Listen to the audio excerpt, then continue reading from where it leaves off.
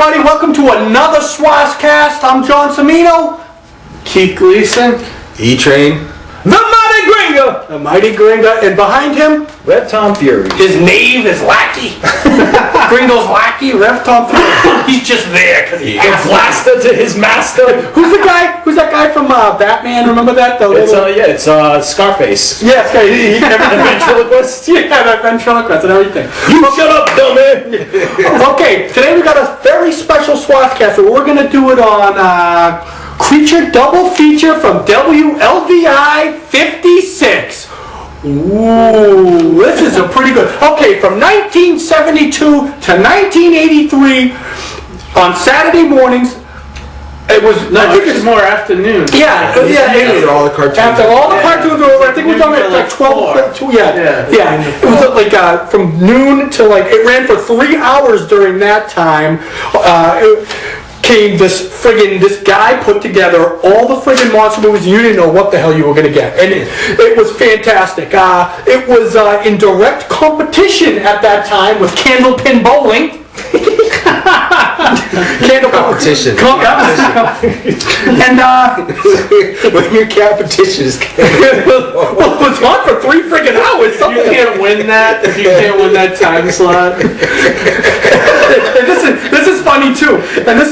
It was later replaced in '83 by WLVI TV's Martial Arts Theater. Does anyone remember that? You remember watching? I didn't know that. I remember watching it. That's the early '80s. And it wasn't. But wasn't that another creature feature? Because it wasn't just taking the creature. It was all those creature-like horrible kung fu movies, throwing them together in one big thing and throwing them out there. It was fantastic.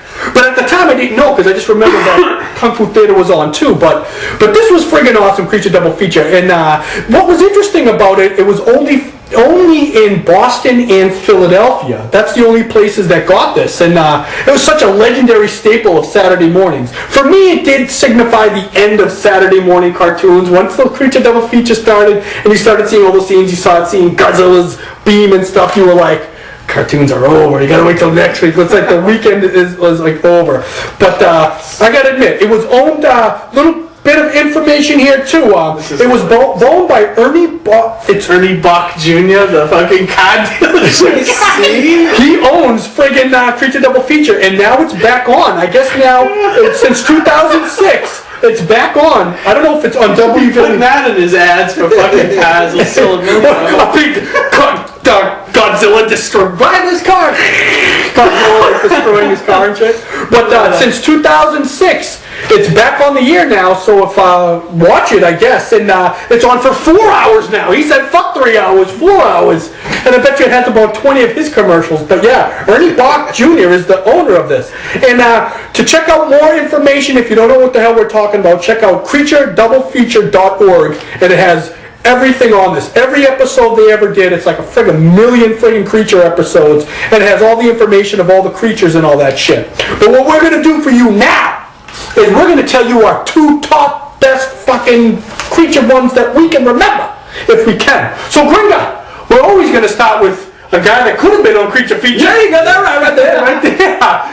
Gringo, tell us one of your favorite friggin' Creature Double Features and why. You just want one. Well, for right now, yes. Okay, first one, Mothra. Alright, and I'll tell you what. Here's a little background into this little story here. Alright, so I'm sitting there, I'm watching Mothra, right? It's a kaiju movie. I think the kaiju big battle stuff, yeah, big monsters beating each other up. But then the little Peanuts came on. Do you remember the Peanuts? Oh, yes. Those are the little fairy ladies, right? Yes. Little Asian fairy ladies who sing Mothra. Oh, there goes your little game. Because Mothra's in the house. So, alright, they start singing, right? Mothra. And for some reason, I start getting wood, right? Little Gringo start getting wood. Slowly. Look at it. Look. My hand symbolizes my wine. Oh, forward! And this is my first boner ever. And I'm not talking pea boner. I'm talking real, natural. I'm going to give me some boner. Really? Right? Yeah. First time I jacked off. To the little fairy ladies. And that's to the little fairy ladies singing time. That was the first time? Yeah, little fairy ladies. I wanted them all over the Gringo wang. 2 ladies just wrapped around my wang, jumping up and down. Yeah! Dig that right there. That's a Creature Double Feature in itself. Oh yeah, if you're looking at the Gringo's wang, that's a Creature Double Feature. And I can crush many a Japanese city with my wang. It is the double feature, the 2 testicles on the green. You got that right. Well, there you go. But I do remember that, though. I do remember that. Okay, E, which one are yours? I'm gonna go a little bit more modern. The remake of King Kong with Jeff Bridges. Do you remember that one? Because I remember I was a little kid, and I remember seeing it over and over again. I remember this one scene where they gave him the heart transplant, King Kong, and they brought down the crane to take out his heart out of his chest, and then they brought down the mechanic heart, and it was like, but it was freaking King Kong at the same time. So as a little kid, I found this fascinating.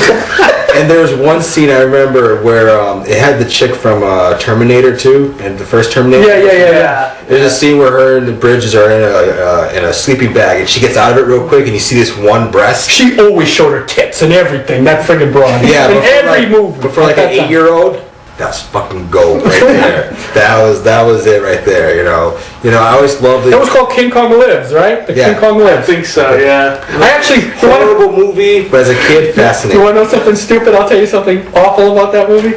I actually cried toward the end when he was protecting. King Kong was protecting his mates and the little baby. Remember the army was all coming at him and they didn't know. And then he and they just start shooting him, but he starts throwing all these fucking tanks. I fucking started crying because I felt so bad. Gringo, come on, it's one of your relatives. They're all like you, the Chinese, right? Uncle Kong. Chinese, Japanese, we're all the same.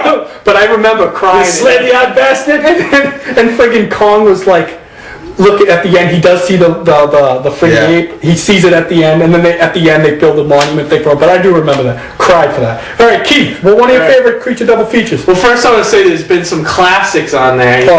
Absolutely. And obviously, I'm gonna pick 2 that were personal to me, but classics like the Universal. All the Universal monster movies were on there. Oh. The Creature from the Black Lagoon was one of my favorites in the sequel. Yeah.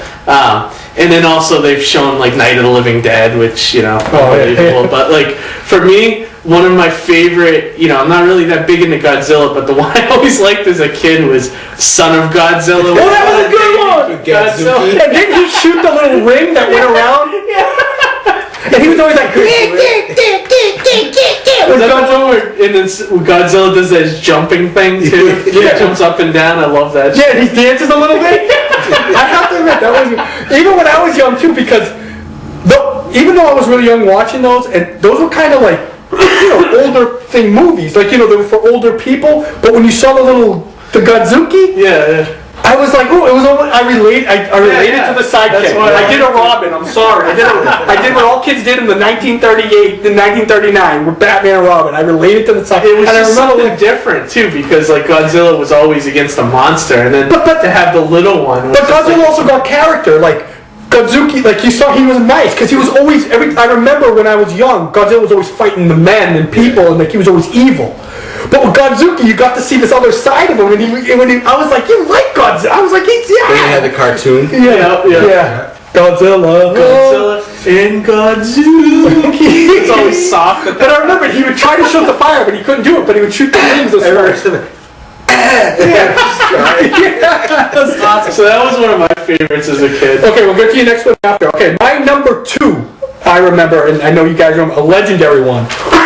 It was from 1966, War of the Gargantuans. Come on, that was awesome. You got the land one, which was the nice one, and then you got the one that was from the water, and he was the mean one. He was a little thicker, and he was mean and he was evil. The land one wanted to make the peace and stuff, but eventually they both have to fight each other. He ends up saving, the land one ends up saving, and they're fighting each other. So it was the land one fight. The one from the water was actually stronger, but while the land one was fighting him, they were shooting missiles and electricity at the green one to help him out.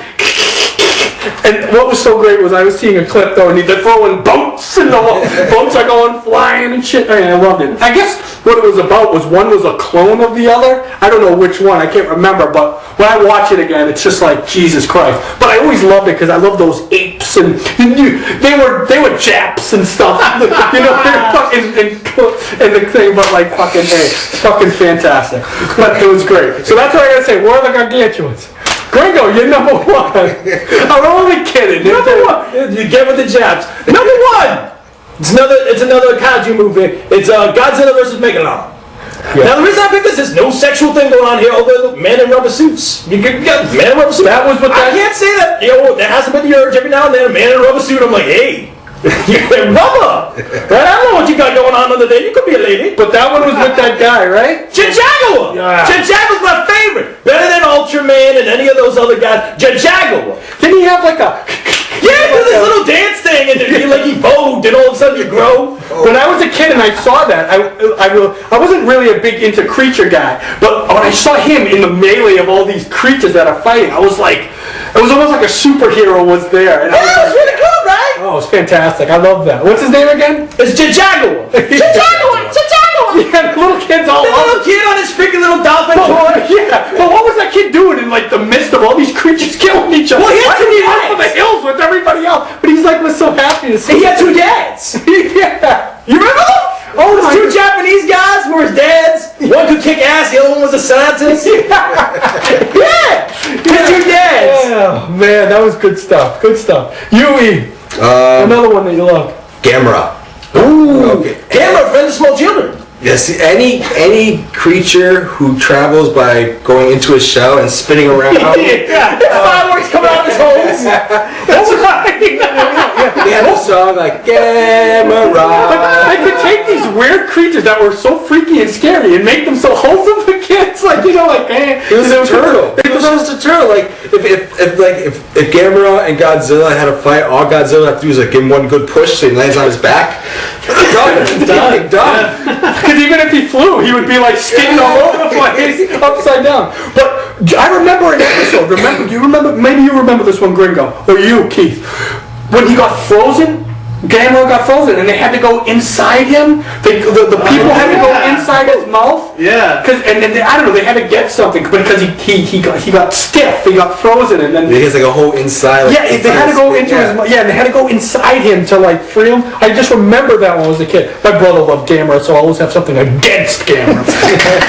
Okay, Keith, what do you got? I'm gonna go with this one because this one always freaked me out as a kid and it's horrible now when you see it. But the astounding she-monster. It's just like Astounding. It was just like it freaked me out when I was a kid because it was like just this woman that was like she had like got electrical powers or something, and she would like she just wanted help, but every time she touched somebody they would die instantly. Do you remember this? And like they had like 3 sets, so they kept going back and forth to this cabin and like until she finally killed all of them. But it freaked me out for when I was a kid. And I don't even know why. And I bought the DVD a few years ago and I watched it and I was like... 25-cent bin? Yeah. I was like, I can't even believe I was ever scared by this. It was so bad. It's just like a woman in like a shiny, like, you know, like she's like a stripper or something with a shiny, like, suit on. This is so funny. You know, when you so look bad. back on it when you're older and you're like, what the fuck? And they put like the weird sounds every time she walks. Like that, you know, like that kind of shit. The touch of a stripper will usually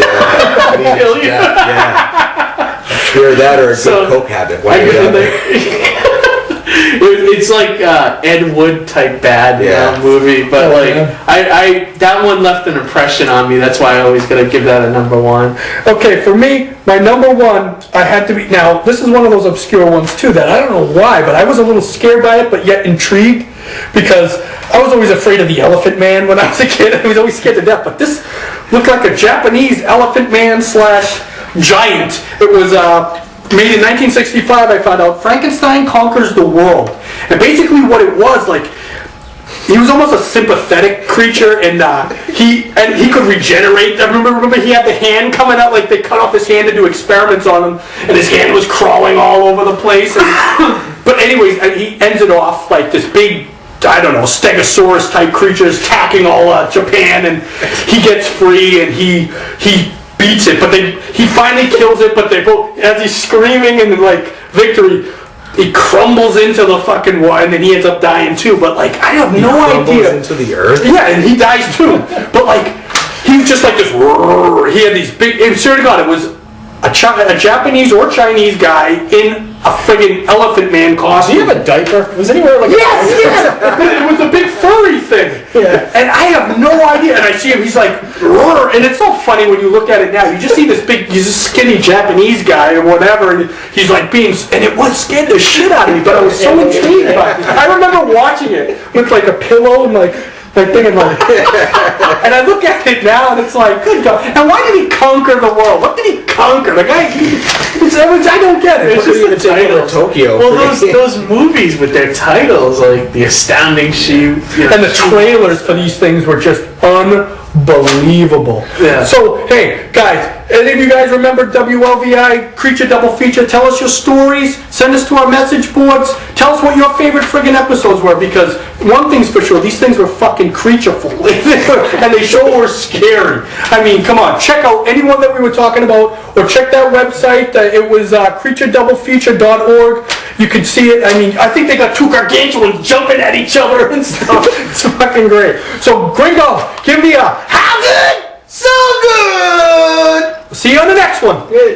Buried within the uncharted depths of waters surrounding a group of islands off the 50th parallel lies man's most formidable challenge. The awesome awakening of prehistoric monsters long thought extinct. Science was baffled and powerless.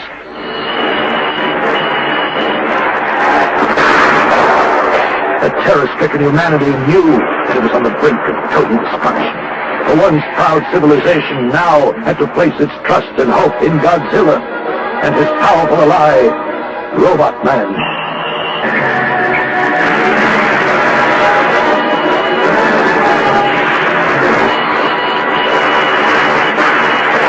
In concert, they would fight this evil in a duel to the death.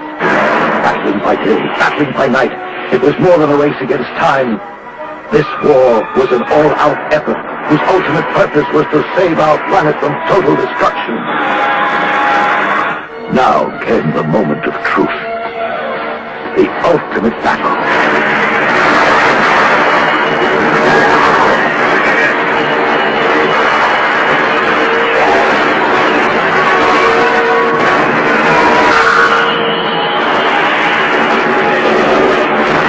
Titan against Titan, giant against giant in the most spectacular battle yet. To see it all in Godzilla versus Megalon.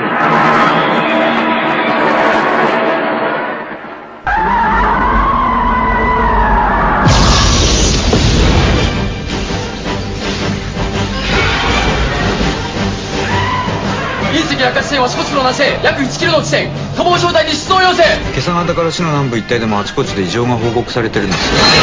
オペレーションオペレーション。移動体通信基地局回復できません。酸素濃度 78%、 通常の4倍。あの隕石と何か、まさか宇宙生物。作戦開始は2000。札幌中心部6キロ四方は間違いなく壊滅だ。あれはカメラ。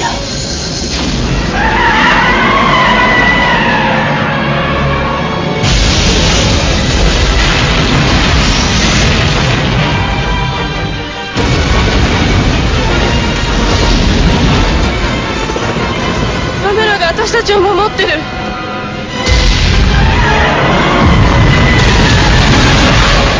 主がお前の名は何かとお尋ねになるとそれは答えた。我が名はレギオン。我々は大勢であるがゆえに。レギオン。あなたカメラの心が見えるの？カメラは生きてます。必ず復活します。だってカメラはレギオンを許さないから。小型レギオン、飛翔確認。いけない。最大出力で頼む。火力をレギオンの頭部に集中しカメラを援護せよ。俺はここで一挙に殲滅する。巨大レギオン最終防衛ライン突破します。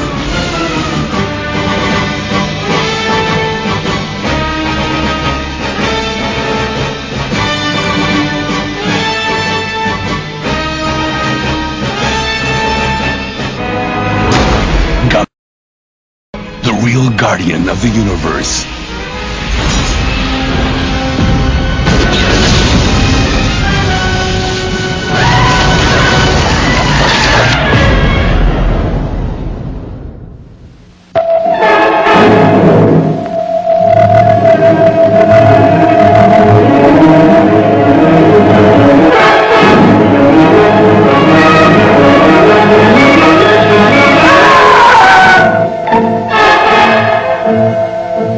This hand points the way to an experience human eyes have never before seen.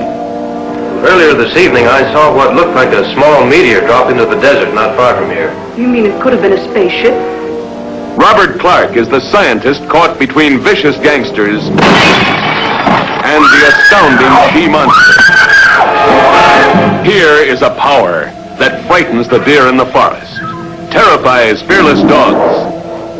A woman so intriguing that her face and figure fascinate every man. The woman whose warmth consumes. But the astounding she-monster is no more to be feared than beasts of our own underworld. In case you get any more cute ideas,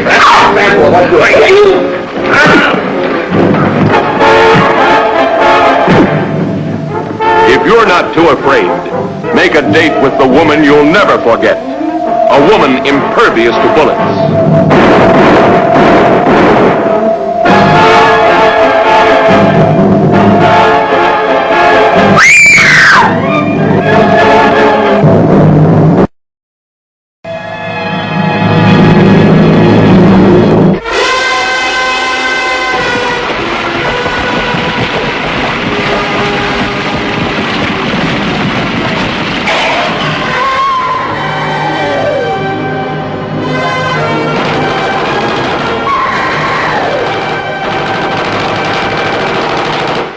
まあ、お役に立つかどうかは分かりませんがね。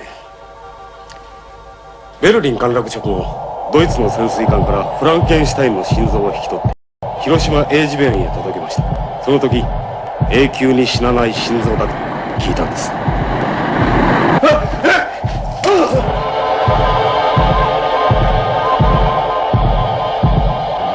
やっぱりその心臓から怪物が発生するんですか？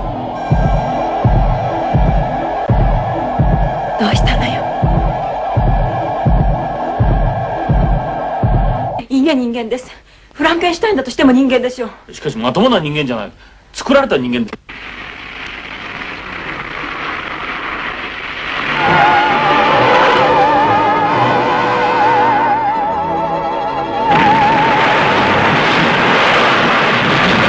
こんな事件が起こってもフランケンシュタインじゃないとおっしゃるんですか？ We don't know yet whether he caused all that destruction or not.